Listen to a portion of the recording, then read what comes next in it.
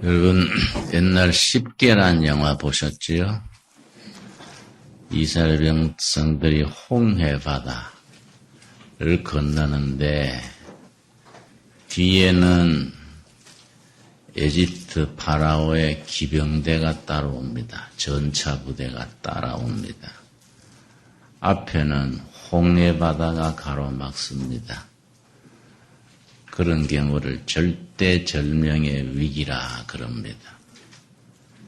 그때 모세 지팡이로 홍해 바다를 치니까 홍해 바다가 갈라져서 그 바다를 육지같이 그래 건너게 됩니다. 그때 이스라엘 백성들이 얼마나 기뻤겠습니까? 그 감격이란 건 말할 수 없겠지요. 그 감격을 노래로 부른 내용이 출애굽기 15장입니다. 승리의 노래 그렇게 부릅니다. 15장 1절 보겠습니다. 출애굽기 15장 1절. 모세와 이스라엘 백성들이 홍해 바다를 건넌 뒤에 승리의 노래. 이스라엘 백성들이 건너는 것을 보고 뒤따라오던 바로의 전차부대, 기병대가 그냥 물에 빠져서 수장되는 걸 본 뒤에 하나님을 찬양합니다. 15장 1절. 이때에 모세와 이스라엘 자손이 이 노래로 여호와께 노래하니 일렀으되 내가 여호와를 찬송하리니 그는 높고 영화로우시며 말과 그 탄 자를 바다에 던지셨음이라. 이제 쭉 노래가 나오는데 이스라엘 백성들이 한 가지 착각을 했습니다. 그런 기막힌 기적과 은혜로 자기들이 바라보고 나가는 가나안 땅까지 그냥 이어질 것으로 착각한 거예요. 홍해 바다를 이렇게 신바람나게 건넜으니 가나안 땅까지는 이제 탄탄대로다. 보통 사람들이 천천히 걸으면 길게 잡아도 20일이면은 가는 거리입니다. 그래도 남자들 서둘러 가면은 한 열흘 남짓한 거리입니다. 그런데 그게 아닌 거예요. 이 노래를 부르고서는 사흘길을 갔는데 물 한 방울 없는 겁니다. 그럼 3일간 물 한 방울 못 마시고 그 사막길을 가보십시오. 완전히 지쳐버린 거이지요. 자, 그러다가 우물을 하나 만났습니다. 또 그 간격은 말할 수 없겠지요. 3일 동안 물 한 방울 못 보다가 우물이 나왔으니, 백성들 전체가 요즘식으로 말하면 할렐루야! 그러고 굉장했겠지요. 그런데 이 물이 못 먹는 물이에요. 썩은 물이에요, 썩은 물. 아주 독이 들어있는 물. 그래서 우물 이름이 마라라고 했어요. 마라. 쓰다, 불행하다, 괴롭다 이런 뜻이. 고통과 불행, 오염되고 쓴 물, 우물 이름이 그렇게 그때 붙인 겁니다. 그러니까 기대하다가 이게 좌절되면은 원망이 생기는 겁니다. 아예 처음부터 우물 못 맞았으면은 또 다를 거예요. 우물을 만났는데 못 먹는 물이니까 좌절이 이만저만 아닙니다. 그게 이제 22절이지요. 15장 22절. 모세가 홍해에서 이스라엘을 인도하매 그들이 나와서 수르 광야로 들어가서, 우리나라 말로야 수르 광야로 돼 있지만은 영어 성경에는 수르 사막으로 나와서 이렇게 돼 있습니다. 거기서 사흘 길을 행하였으나 물을 얻지 못하고 마라에 이르렀더니 그곳 물이 써서 오염되고 토끼가 있어서 마시지 못하겠으므로 그 이름을 마라라 하였더라. 백성들이 이제 원망이 시작되는 겁니다. 지도자를 원망하면서 괜히 애굽에 놔두지 괜히 끌어내가지고 이 목말라 죽는구나. 그럼 모세가 급해졌어요. 25절 모세가 여호와께 뭡니까? 부르짖었더니 출애굽기에 계속 나오는 것이 부르짖는 겁니다. 부르짖는 신앙 응답하시는 하나님. 출애굽기의 주제지요. 부르짖는 신앙 응답하시는 하나님. 이걸 확실히 우리 마음에 새게 됩니다. 어떤 신앙이라고요? 부르짖는 신앙. 어떤 하나님? 응답하시는 하나님. 하나님께서 좀 특이하게 응답하셨습니다. 모세가 하나님께 부르짖었더니 우물가에 나무 한 그루를 보여주신 거예요. 이름도 안 남아있어요. 이름도 모르는 나무 한 그루를 보여주시면서 이 나무를 잘라서 우물에 넣어라. 그렇게 했더니 그 우물이 정화가 되어버린 겁니다. 정화. 그런 나무가 있거든요. 우리나라에 특이한 야생나무가 있습니다. 그 나무를 잘라서 술독에 넣으면요. 술이 맹물이 되어버려요. 우리나라에 야생나무에 그런 나무가 있어서 이걸 세계적인 상품을 만들려고 이걸 개발을 하고 있습니다. 왜냐하면은 세계적으로 알코올 중독자가 좀 많습니까? 그 사람들 그 나무에서 뽑은 액기스를 잘 약으로 만들어 먹으면 술 중독에서 고쳐질 수 있는 거지요. 말하자면 그 나무에 잘라서 넣었더니 우물물이 정화되어 버린 거이지요. 그래서 마셨는데 참 얼마나 그 사람들이 또 감격했겠습니까? 근데 그 나무가 이름도 안 남아있어요. 내가 들으니까 지금 또 그 나무를 찾는데요. 세계 제약회사들이 그 나무 찾아내가지고 해독제로 쓰려고 아직도 못 찾았다는 것 같아. 하나님이 거기 한 그루만 놔뒀는지. 그래서 이제 물 마시고 이제 숨 돌리고서는 조금 더 갔더니 멋있는 오아시스를 만난 거예요.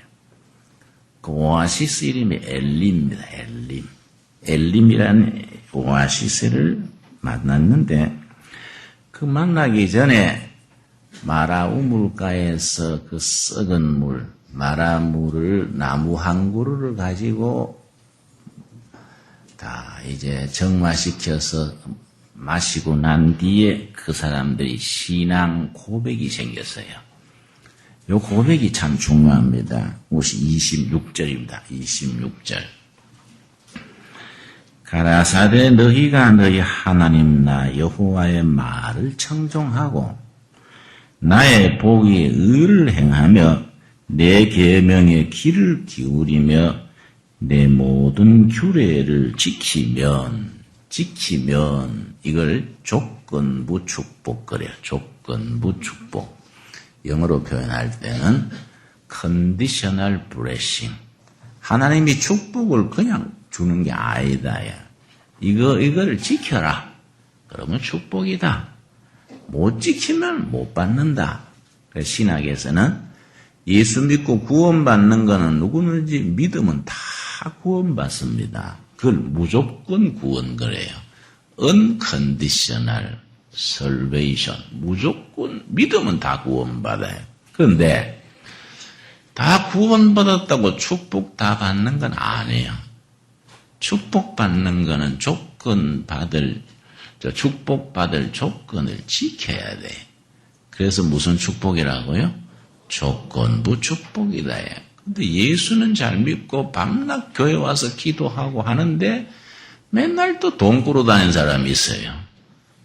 이런 사람들이 이제 조건을 안 지키고 그냥 기도만 하는 거예요. 그러니까 이 축복은 조건보다야지. 하나님께서 이렇게 지키고 살아라. 그러면 하나님이 약속하는 게 있는 거이지요. 그대로 신앙 고백이 된 겁니다.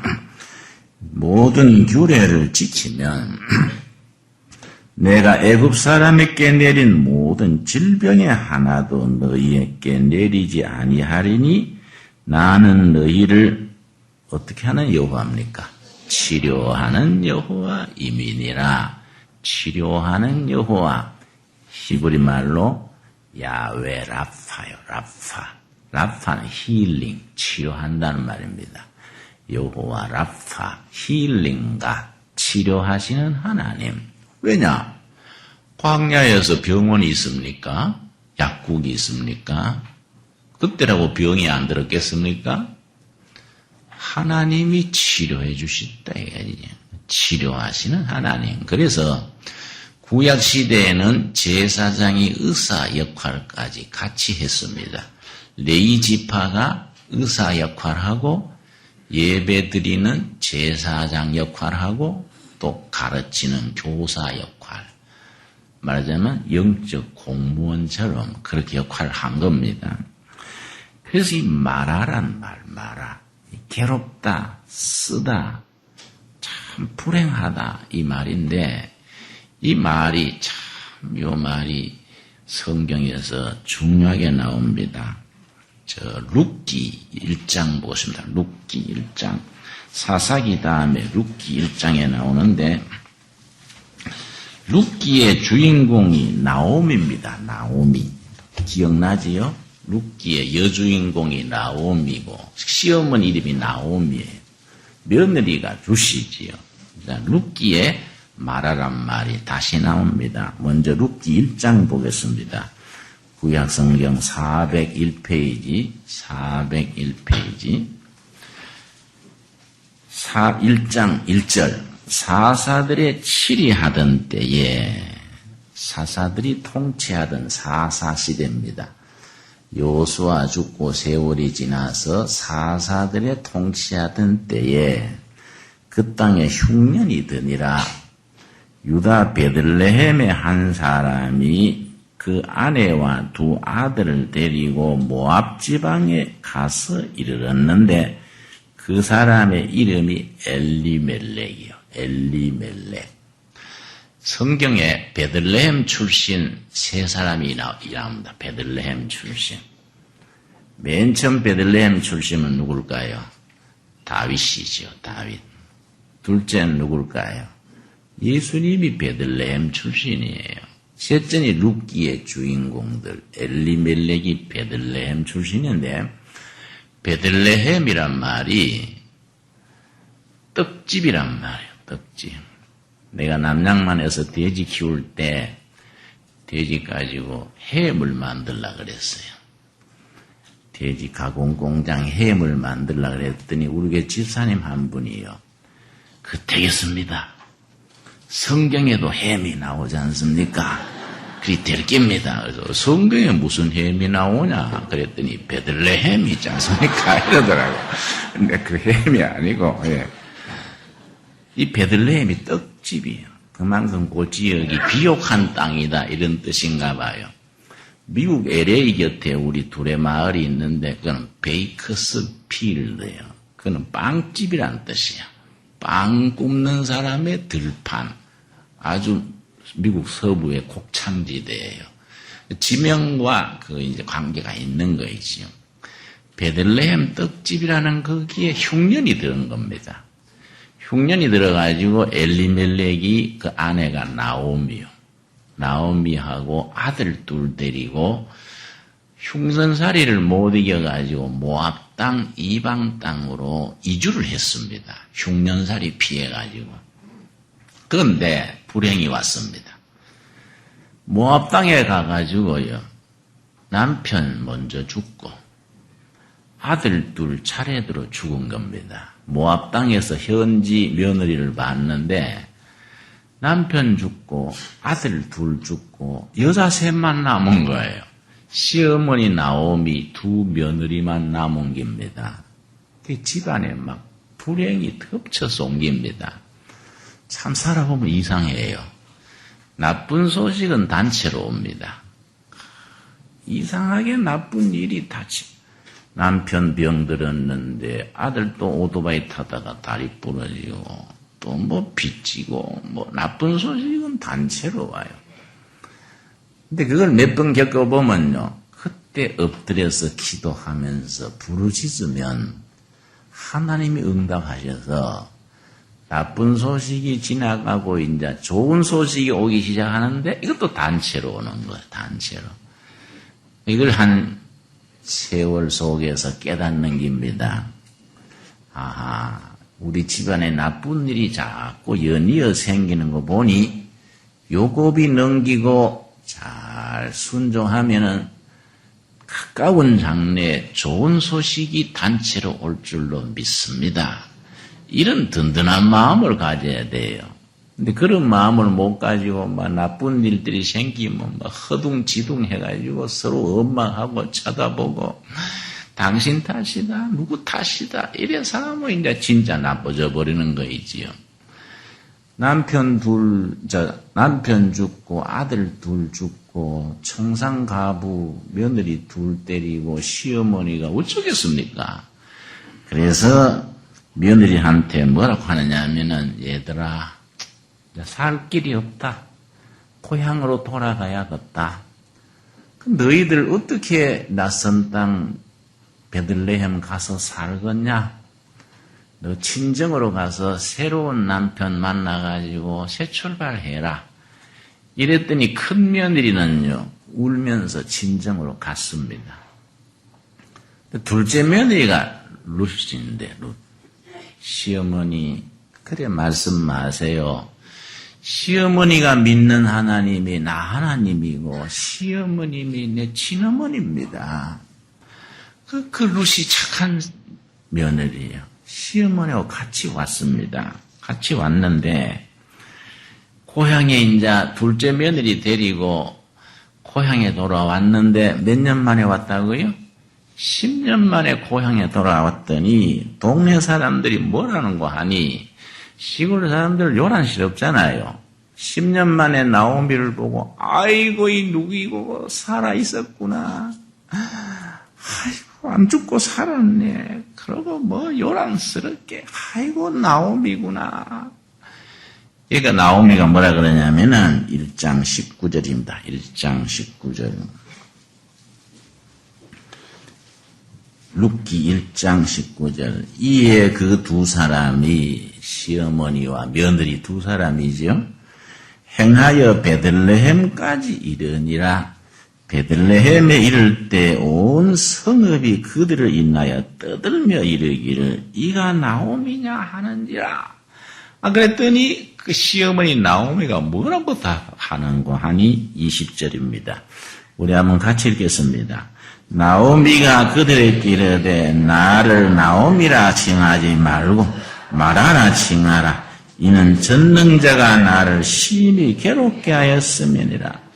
내가 어째 나오미냐? 나는 말하다. 나오미는 행복이란 말이에요. 행복, 기쁨. 동네 사람들이 아이고 미세스 행복이 왔구만 이 말이지. 나오미가 살아 있었구나 이러니까 나한테 미세스 행복이라 그러지 마라. 말하다 마라. 미세스 불행이다. 괴로운 인생이다. 이 속인의 의미가 있는 거예요.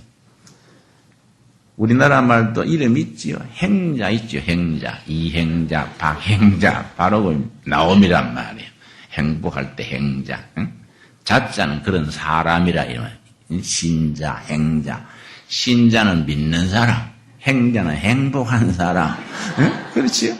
이 바로 나오미가 행자야, 행자. 아이고, 이 누이고.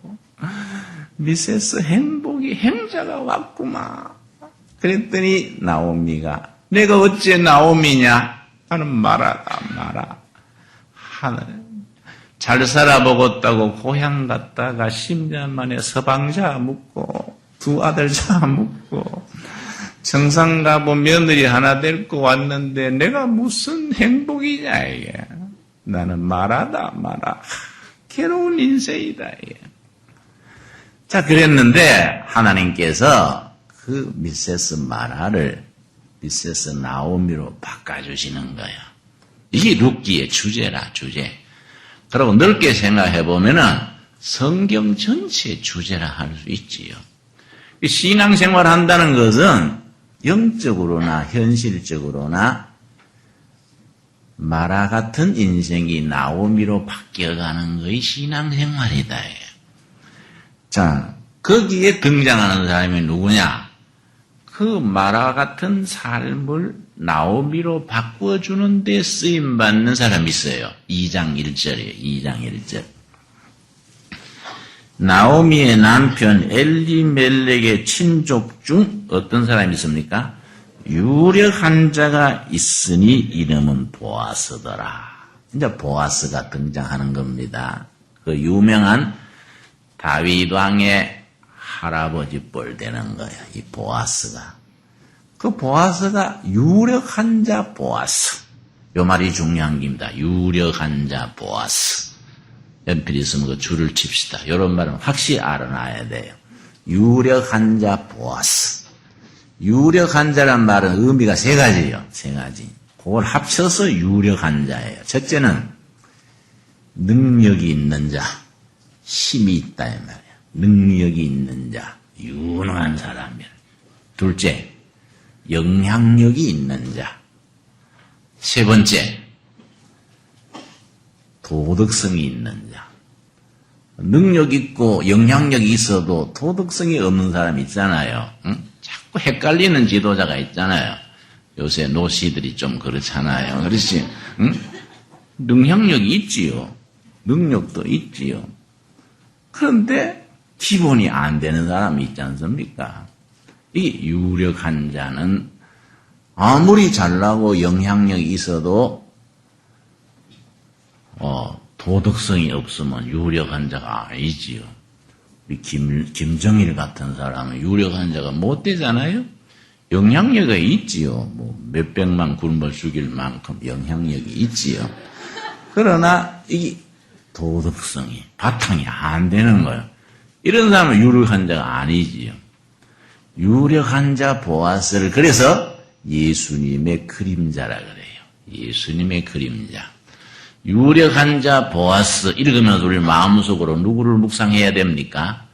정말 유력하신 우리 구주 예수님을 마음에 새기는 겁니다. 자, 유력한 자 보아스, 유력하다 할 때 세 가지. 첫째는 뭐라고요? 능력이 있는 자. 둘째, 영향력이 있는 자. 셋째, 도덕성이 있는 자. 합쳐져서 유력한 자 보아스. 이 보아스가 나오미가 데려온 홀로 된 며느리 룻하고 결혼하는 거예요.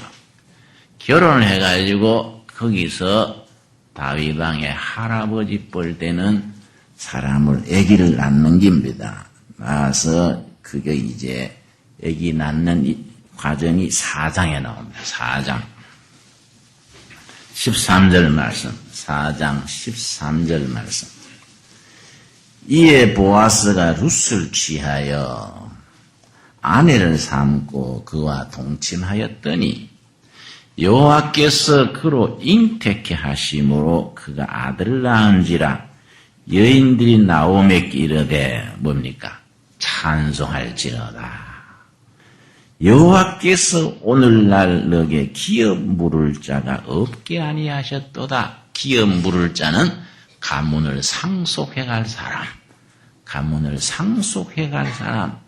엘리멜렉 남편이 죽고 두 아들이 죽었으니까 가문이 끊어지잖아요. 그런데 유력한 자 보아스가 등장해서 며느리와 결혼해서 아기를 낳았으니 이제 가문이 이어지게 된 겁니다. 그러니까 이제 마라가 나오미로 다시 복귀하는 거예요.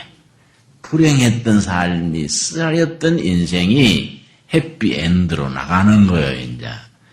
이게 이제 그냥 한 가지 사건으로 끝나는 게 아니라 우리들에게 주시는 메시지가 있는 거이지요. 보아스가 누구의 그림자라고요? 예수님의 그림자. 우리들의 삶 속에 예수님이 임재하셔서 쓰라렸던 인생, 아픔과 좌절, 탄식의 세월이 예수님을 주인으로 모시는 그 심령, 그 가정, 그 삶의 현장에서 마라가 나오미로 바뀌는 것. 찬송하리로다, 감사하리로다. 하나님께서 내 삶을 이렇게 바꾸어 주셨구나. 이렇게 바꾸어지는 거이지요. 그래서 15절 말씀. 이는 너 생명의 회복자며 마라에서 나오미로, 좌절에서 희망으로, 고난에서 축복으로 삶을 회복시켜 주신다. 생명의 회복자며 너 노년의 복량자라. 곧 너를 사랑하여 7 아들보다 귀한 자부가 낳은 자로다. 아들 7명보다 아들이 마음물이 많아도 뭐 죽어버렸으니까 아무것도 아니지요. 7 아들보다 더 훌륭한 며느리가 낳은 축복이로다. 그래서 17절 말씀. 그 이웃 여인들이 그에게 이름을 주되 나오미가 아들을 낳았다 하여 그 이름을 오벳이라 하였는데 그는 다윗의 아비인 누구지요? 이새의 아비였더라. 이름이 오벳인데 다윗의 할아버지다. 오벳이 또 결혼해서 아들 낳아서 이름이 이새인데 이새가 낳은 아들이 다윗이다. 다윗 가문에서 누가 태어났습니까? 예수님이 다윗 가문에서 나셨다. 전부 베들레헴 이야기죠. 베들레헴의 전통입니다. 이 본문 말씀이 우리에게 주시는 메시지가 아주 확실하지요, 여러분. 우리 살아가는 세월 속에 우리나라 같이 8.15 해방, 6.25, 4.19, 5.16 뒤죽박죽 뒤집어지고 엎어지고 요란한 세상에서 우리가 파김치가 된 거예요. 상처가 많고 아픔이 있고 세상살이 왜 이래 힘드냐. 응? 이 마라 같은 인생이다. 여기에 마라 같은 고난, 고통, 불행의 세월이 정말 희망을 가지고 복된 세월로 바뀌어지는데 누가 여기에 그런 역사를 일으켜주시느냐. 예수님이 우리 심령에 오셔서 우리 역사 속에서 주인으로 오셔서 우리들의 삶을 변화시키는 거예요. 마라에서 누구로? 나오미로, 좌절에서 희망으로, 실패에서 승리로 우리 삶을 바꾸어주는 얘기예요. 그런데 아까 우리 마라 우물가에서 하나님이 쓰신 게 뭐라 그랬습니까? 나무 한 그루요, 나무 한 그루. 이름도 암나무 있는 그저 그냥 사막 한가운데 우물가에 나무 한 그루. 우리가 오늘 가만히 마음에 다짐해야 돼요. 예수님이 나를 사용하셔서 마라 우물가에 그 이름 남기지 않는 나무 한 그루처럼 우리도 이 세상에 어딘가 무언가에 유용하게 사용해 주시옵소서. 이런 기도가 중요한 거지.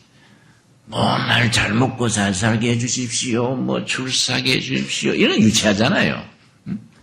그런 수준의 기도하고 머물지 말고 마라 우물가에 이름 남는 나무 한 그루처럼 하나님이 나를 사용하시고 우리 가정, 내 재물, 내 기업, 우리를 사용하셔서 또 좀 넓게는 우리 둘의 교회를 그 나무 한 그루처럼 사용하셔서 시대를 정화시키고 마라에서 나오미로 눈물을 흘리던 아픈 삶에서 미소 짓는 행복한 삶으로 이런 걸 퍼뜨리는 일에 도구로 사용해 주시옵소서.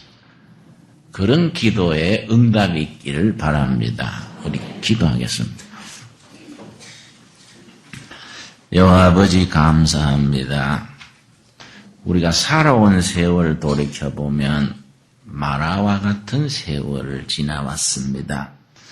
좌절이 있고 아픔이 있고 여러 가지 고난 속에서 때로는 한숨 쉬고 눈물 짓고 원망이 있었습니다. 유력한 자 보아스 같은 유력하신 예수님, 우리의 삶이 마라에서 나오미로, 불행에서 행복으로, 좌절에서 희망으로 변화되는 역사가 있게 하옵소서. 우리 주님 요한복음 2장에 가나 혼인잔치에 가셔서 물을 포도주로 변화시키지 않으셨습니까?